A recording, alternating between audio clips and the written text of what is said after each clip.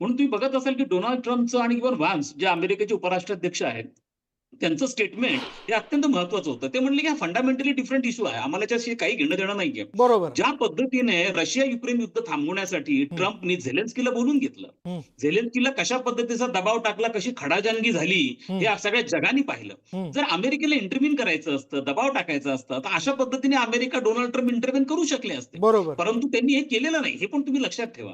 दुसरा मुद्दा असा आहे, की याच्यामध्ये हाही भाग होतो, की भारतावर प्रभाव टाकला, दबाव टाकला अमेरिकेने.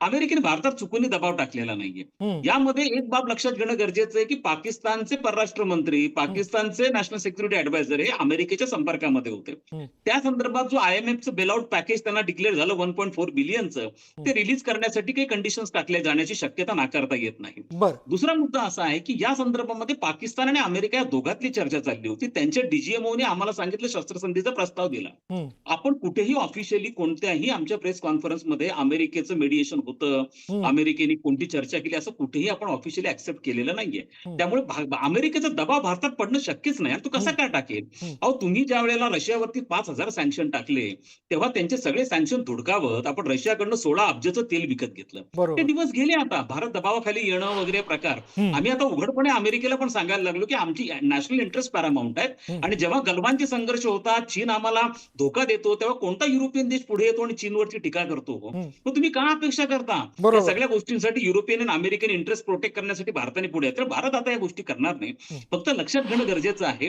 की चीनला ही गोष्ट कळत नाहीये, की बरं. जो हाल अमेरिकेचे झाले, जसा 9/11चा अटॅक अमेरिकेवरती झाला, हं, ते दिवस चीनचे दूर नाहीये. चीन हं, विस्तवाशी खेळतोय. हं, चीन अफगाणमध्ये इंटरव्ह्यून करतोय. चीन पाकिस्तानमध्ये इंटरव्ह्यून करतोय. चीनचा शिनशियांग प्रांत आहे. तिथं उघूर अल्पसंख्याक मुस्लिम हे ऑलरेडी प्रचंड असंतोष आहे. त्यांना तालिबानचा सपोर्ट आहे. त्यांना जैश ए मोहम्मद, लष्कर-ए-तैयबाचा सपोर्ट आहे. हे सगळे ऑर्गॅनिकली लिंक्ड आहेत.